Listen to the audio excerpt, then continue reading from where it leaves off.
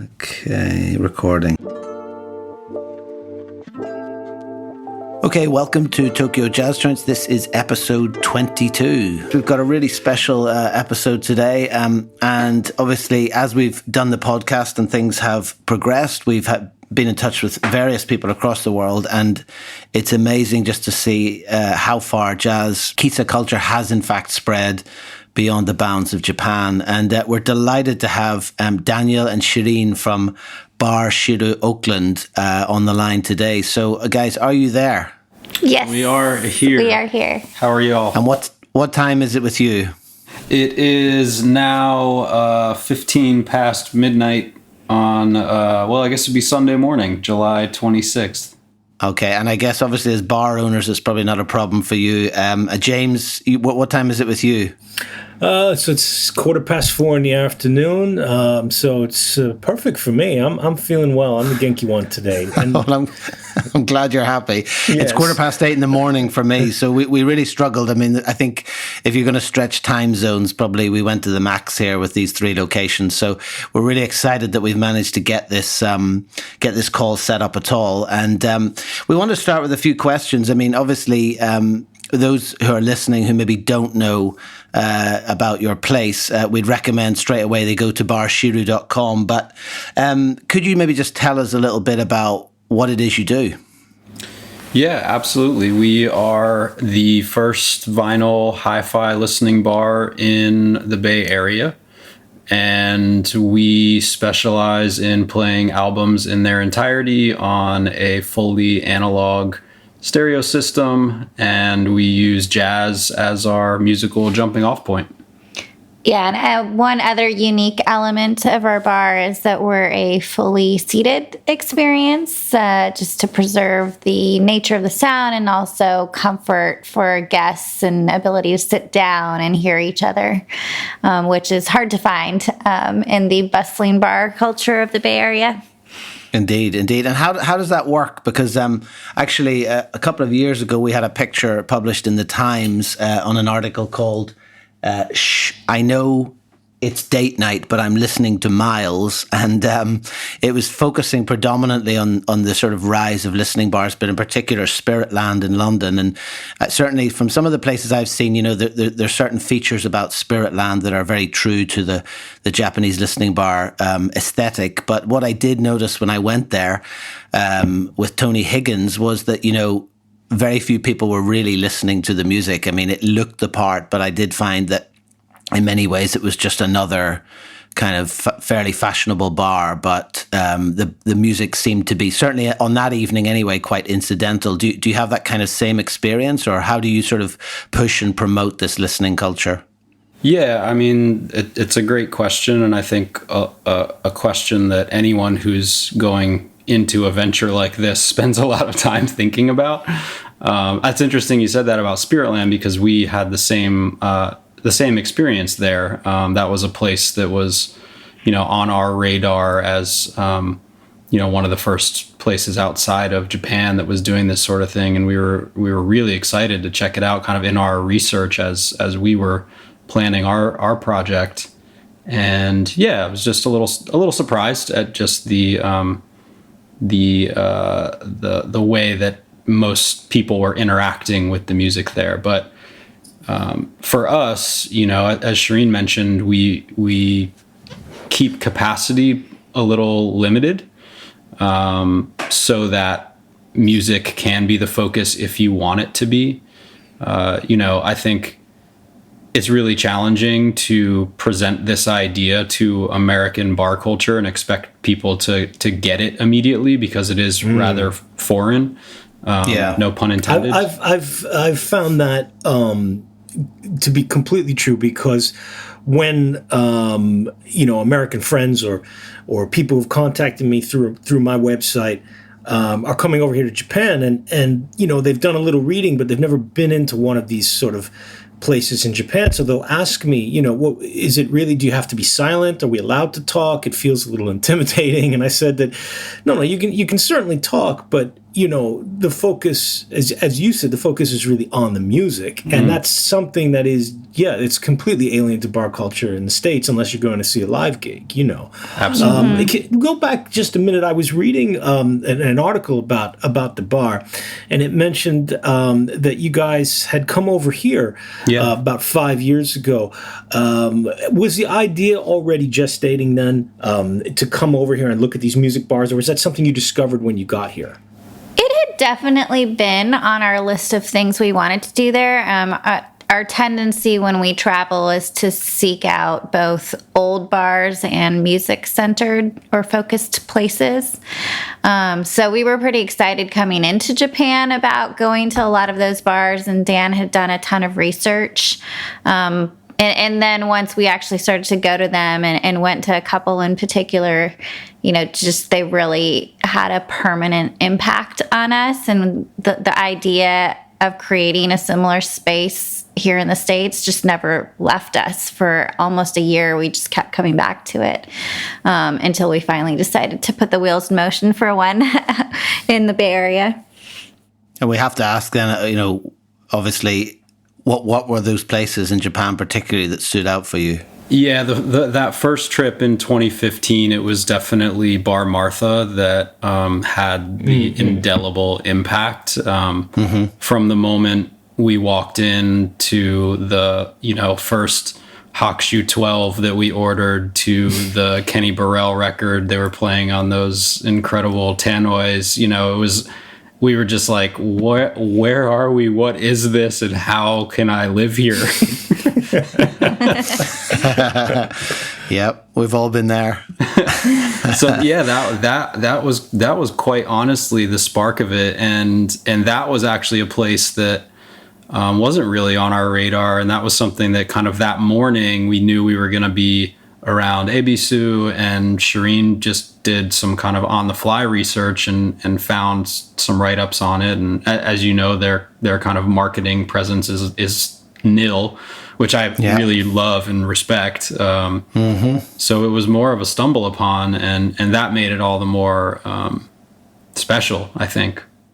I think we've certainly shared that kind of experience. I had a similar experience, and it's only through doing this podcast I sort of came to the revelation that having been in Hello Dolly in Kyoto, which we covered previously in a different episode, going back there 3 or 4 years later after photographing all these places, I realized it was sitting there the first time that I'd sort of had this idea of like, oh, these would be interesting places to photograph, but certainly we know from our travels, particularly in the episodes when we'll be talking about Hokkaido and Kyushu, where in some ways we were sort of heading into the unknown slightly. Some of the places that you can stumble across are just incredible. And we often talk about how, to find one or two of these places in big American or European cities, you'd be really pleased. But yet in Japan, there seems to just be a sort of an endless amount of these incredible bars. And like you say, not in any shape or form are they grandstanding or even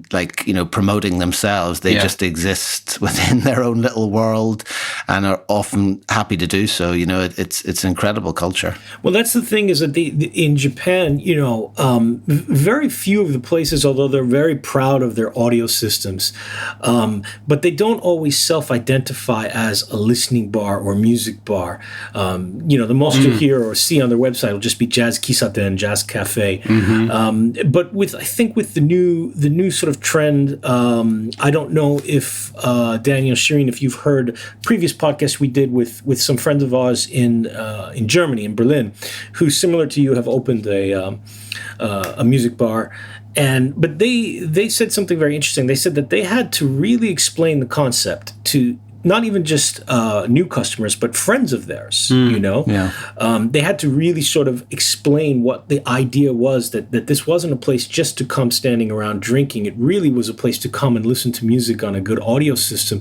And they said that they faced some confusion at first from people who wondered, what I can do this at home. If I'm going out, I want to go out, Right. Did you have a similar experience when you opened the bar at first?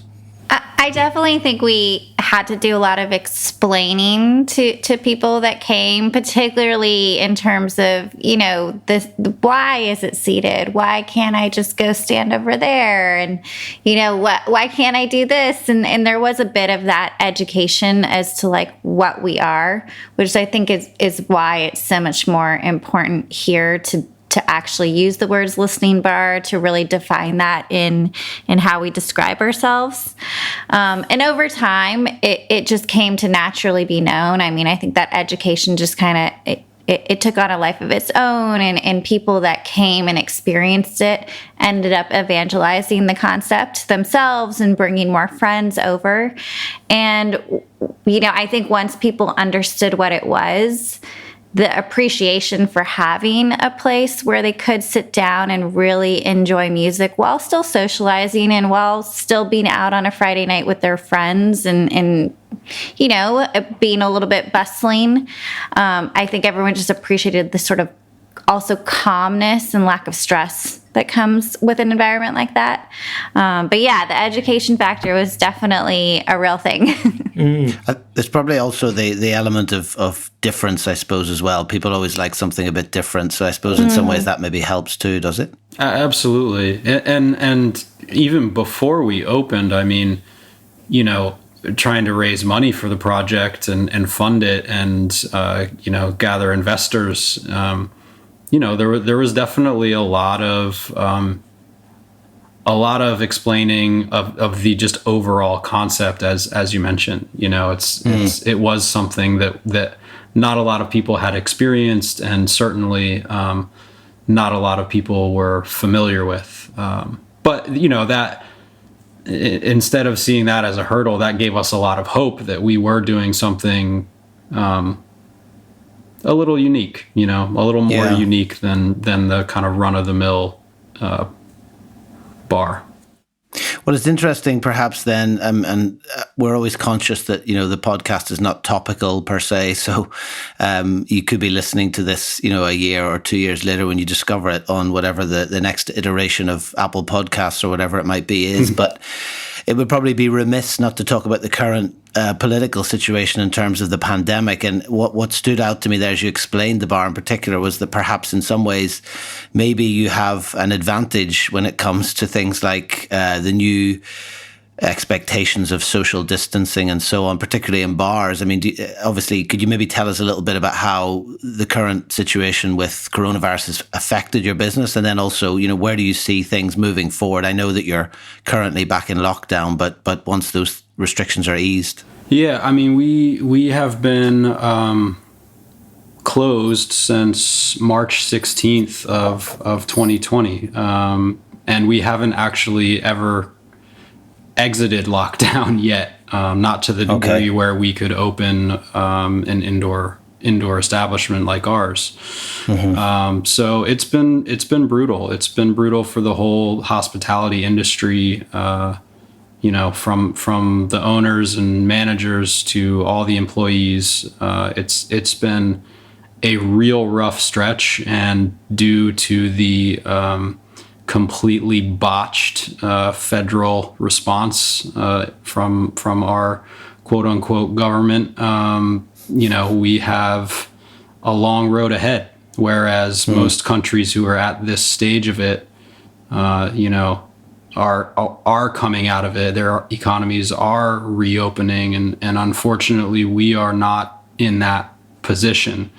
But as you say, Bar Shiru is, we think, uniquely positioned to be a place that can open safely once it is deemed appropriate to do so from a public health perspective, just because of the nature of what we do and how we operate. And I think that's where Shirin and I get really frustrated with the kind of mandates and laws, is the bar industry has been stigmatized. Mm-hmm. Yeah, it's tricky because, when it comes to a lot of grant applications, for example, that are targeted to helping save small businesses or get them through this time, alcohol, the business of alcohol can be disqualifying. And, it's really interesting because, here in the States, money talks a lot. And, we've seen things open like casinos and indoor gambling, and wineries are allowed to serve people outside. But if you are a cocktail bar, you must close all operations. So it's just a little, and for us, look, I mean, we have always been known in the Oakland community and Bay Area community more generally as a place where people come and know that we prioritize their safety and their comfort and their experience. Our employees rely on us for that too. So we have no interest in opening before it's safe to do so. I think our just main concern is is anyone really taking the interests of the sort of bar and nightlife industry seriously as a huge component of the economy, and are they engaging us in the conversation? And at the moment, that's been a bit of a struggle. With that said, luckily, we built up a good customer base, a lot of friends, people that really support the bar and the Oakland music community. So we feel fortunate that we'll figure out creative ways to get through this for sure. But it's going to be tough, I think, and we don't foresee being open again until summer of 2021. Oh, gosh, summer of 2021. Wow. I mean, you sort of got into it just a little bit there about the scene in Oakland. I'm from the East Coast. I'm from New York, so I've only visited the Bay Area twice, very short visits. Yeah. But certainly aware that it's got a great musical culture, especially Oakland. Do you think that now that the bar has been open for a while and the God's willing, Jazz God's willing, we'll open again soon. Your regular customer base, I'm sure you noticed in Japan, and when you visited and when you talked to people, a lot of the music bars here, even though they're very, very small and rent can be very expensive, they have a regular customer base that they can rely on. To have steady income. Do you think that until now you've been able to get the feel and the meaning of the bar across enough that there are those regular customers who dig the vibe, who dig the music enough that they'll help maintain the business long term? Absolutely, yeah. We're really lucky in that respect. The Oakland community really kind of welcomed us with open arms, and we did a lot of networking before we opened, just to reach out to the community and make sure that people felt like they were a part of what we were building from before we even opened. So yeah, we do have regulars, and they have been super supportive throughout this, and we get messages all the time about how people are really excited to come back when it's safe. And, those are the kind of things that keep you going as a business owner. And, certainly we're in the hospitality business and the service industry. So, seeing that like happiness and joy that you can provide to people, and, that's why we do it. So we really miss that. And I know from hearing from folks that they miss it as well. So. Oh, I mean, it's been, we here in Japan, we've, slightly opened up again, but a lot of the music bars took their time to open up, and it's not quite the same experience as it was before. But I mean, just looking at one of the pictures of Shiru, I got so excited, thinking like, on my next visit back to the States, maybe I'll just get that drop-off ticket to the Bay Area on my way to New York. I want to geek out just for a second, if we could. Just to get into the music for a second about the record collection. Now, I'm looking at a picture. There was an article written about you guys last year in the Berkeley Side Nosh paper or website, and I was really excited to see that the records that you chose to put into this. So you've got your classic Blue Notes, but you also had some contemporary. You got Nubia Garcia from London, Nubia's 5, which is a great album, part of that really great London scene going on now. And then you even had Funkadelic, which was just like fantastic, So, what kind of balance do you do? Like, do you keep it sort of like, the kind of jazz cafe style during the daytime and maybe get a little more up tempo at night? Or is it just one record, whatever you feel like pulling out? Yeah, I mean, it really depends on the day, the vibe, just kind of everything. Certainly on Fridays, we tend to go a little more towards the funk and soul direction. Friday night is kind of like our big night. We're busy on many nights, but Friday is definitely our busiest night of the week. So try to keep it a little more up tempo. A lot of daptone stuff, a lot of kind of new school, upbeat jazz, like you mentioned, a lot of stuff from the UK scene, the Ezra Collective, Nubia, Sons of Kemet when we want to get dark. I gravitate a lot to Sons of Kemet.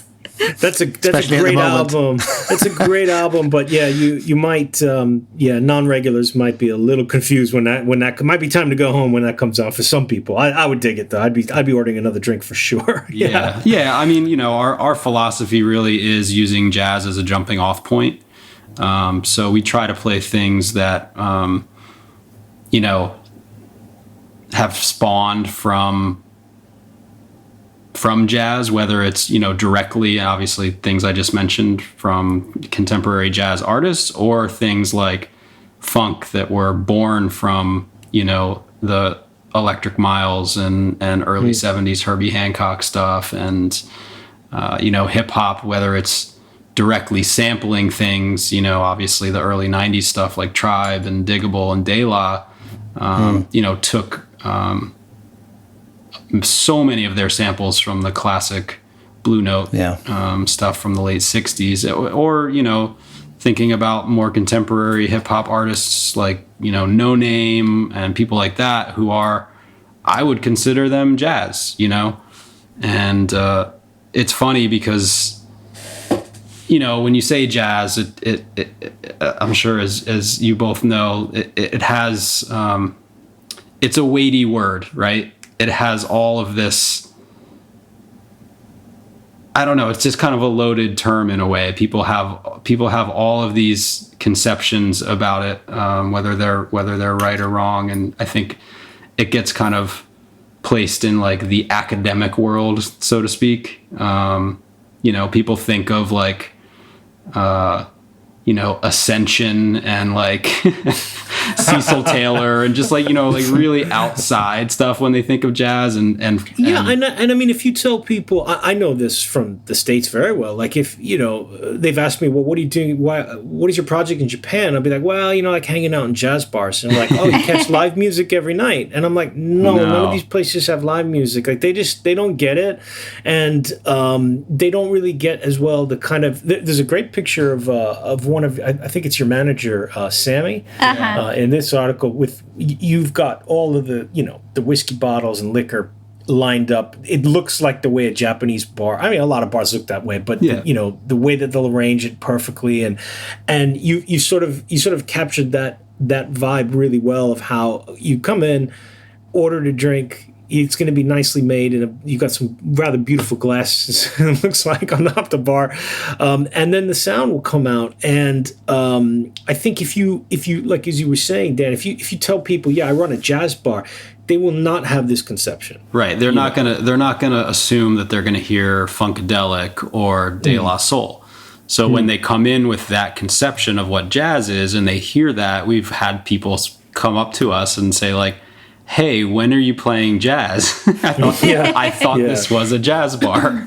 We're like, oh, well, we take a pretty broad approach to what we think jazz is. And that's why, it's important to us to have the records that we choose to face forward, as you saw in that photo, I think do a lot to explain what we mean when we talk about jazz, So not only are they aesthetically beautiful and a celebration of those artists and those albums, but it's a way for us to really quickly convey like our musical approach.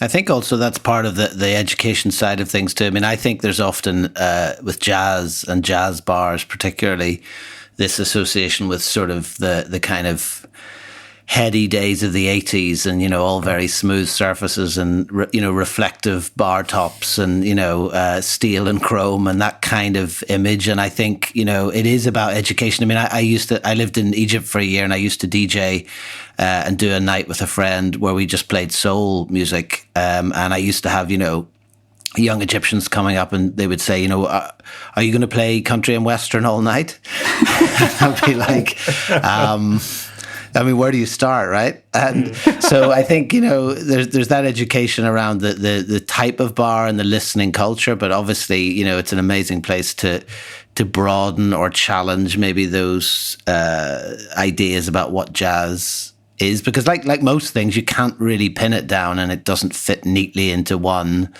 category or one kind of style either. And I think, having that eclectic approach as well. I mean, obviously, a lot of the places that we come across in Japan are maybe closing down for different reasons, but certainly the ones that we have found to be more successful and more viable in terms of just like a business are the ones that are a bit more forward looking in terms of the music they play and, the adapting to what customers want, even if that's something like, Wi-Fi or, just a cleaner bathroom or whatever it might be. So it's interesting that you mentioned when that you guys kind were of in Tokyo, did you make it to a place called Bar Music in Shibuya? No, we didn't. The last time we went, which was 2018, we actually found Tokyo Jazz Joints on the web and used it as a resource to pick out some places to target. So thank you for that. Thank you. That's great. But I think when we were there in 2018, our favorites from that trip were Bar Track and Bar Nika. Yeah. There was one more. And Bar Track and Bar Nika. I mean, obviously they're all in the Martha family, but have such different character and characters about them. And let's see. I mean, JBS is the kind of ubiquitous one, right? Yeah.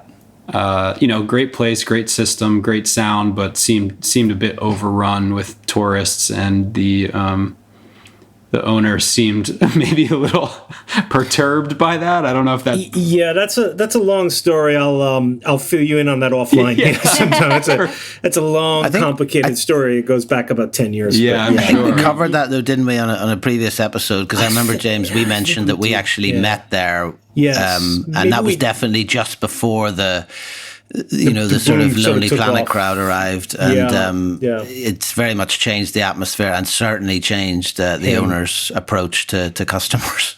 Yeah, I heard the same thing. I had a few friends go to Bar Martha after we had gone that number of years ago, and they sort of said the same thing. They're like, "Oh, I think they maybe don't want tourists in here." I was like, I kind of respect that, Yeah, that guy was similar to Kobayashi-san at JBS. He, as you mentioned, he doesn't do a lot of marketing.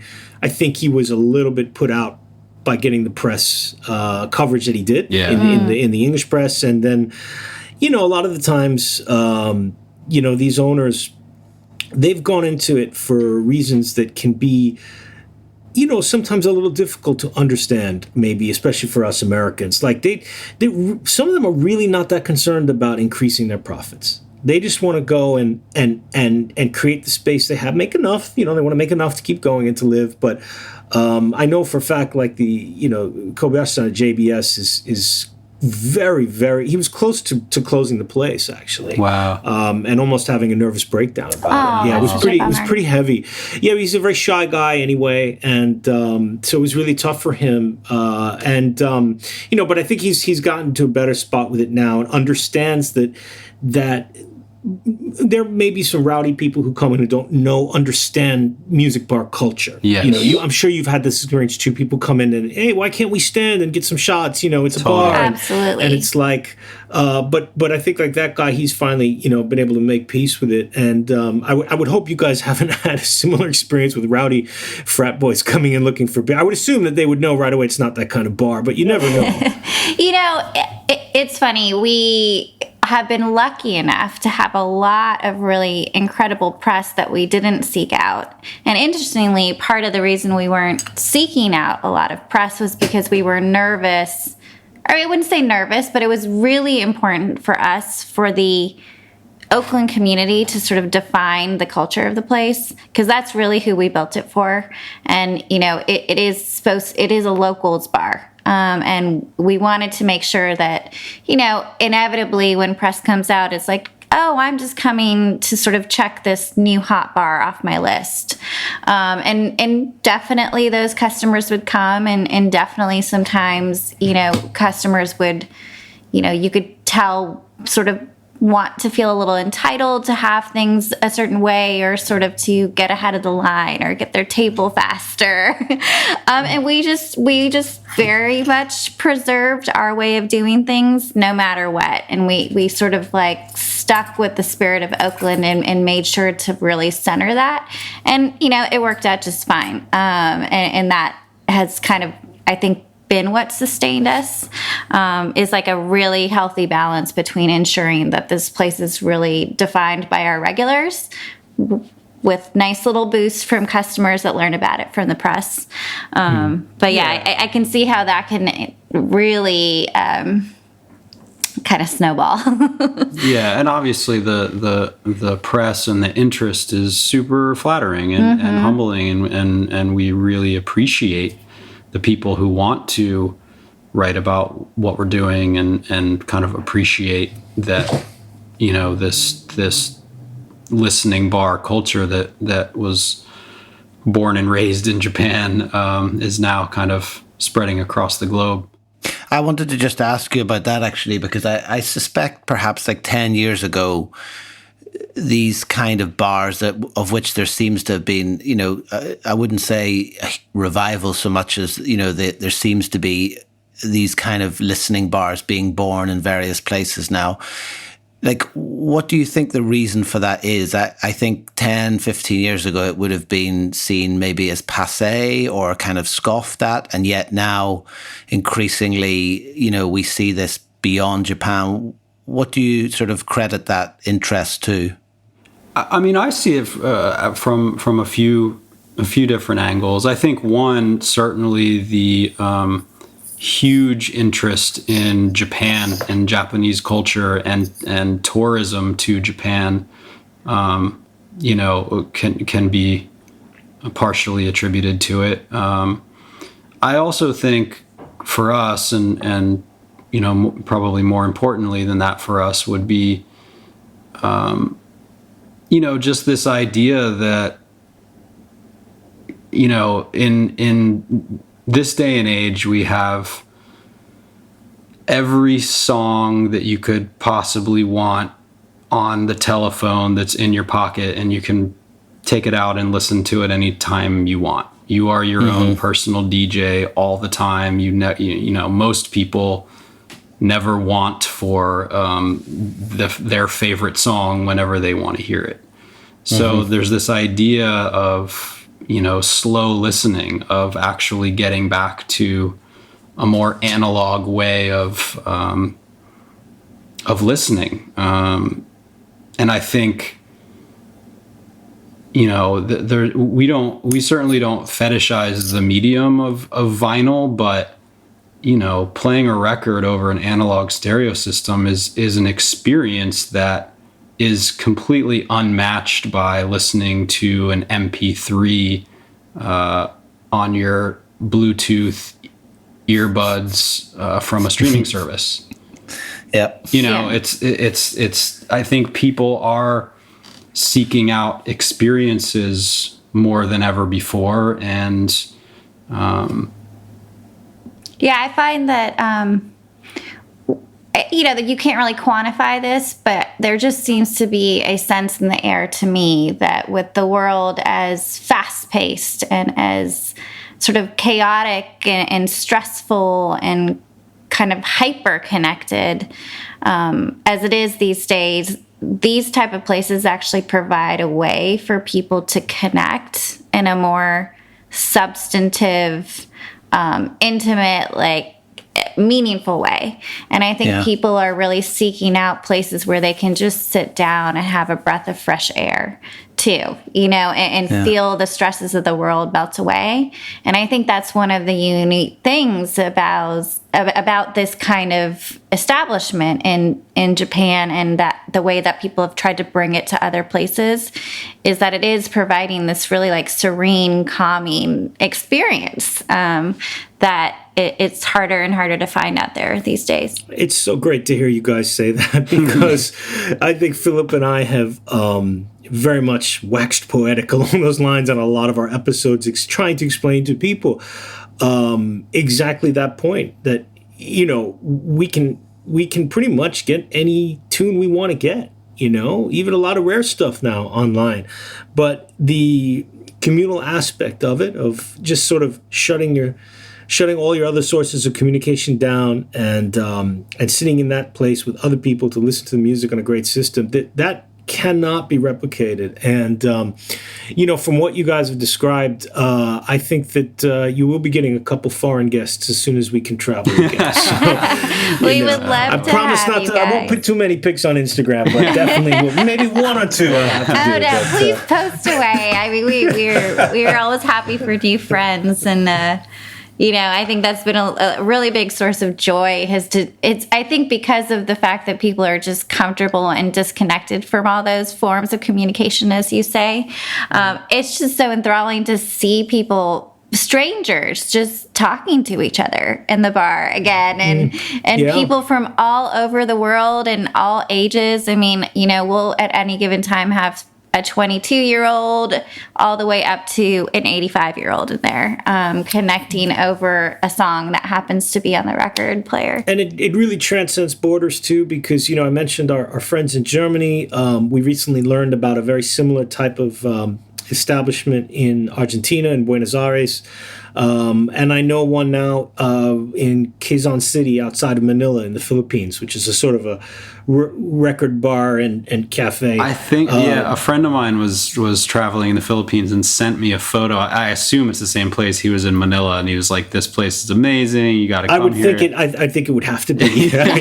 So it's so cool though to know that that this experience. There is a lot more of these places in Japan. You can certainly, the jazz kissa was born in Japan, but that feeling, there are people out there who might not even know that it's something that they're going to enjoy because they've never had the chance to really to sit in one of these places. So we've been really happy to sort of connect with everybody through our project, and certainly learning about you guys. As I said, I'm from the East Coast, and I would probably never have heard if Philip hadn't have told me, hey, we got to talk to these guys in Oakland. I was like, yeah, sure, I think that point, Shirin, you make about silence is a really interesting one too. About because I think one thing that always a lot of people struggle with in Japan, I think particularly when you live there, is that in general, although Japan, particularly the cities, can be very noisy and like overstimulating places, I think there's a comfortableness with silence in Japanese culture that you don't necessarily see in other cultures. And it's not unusual to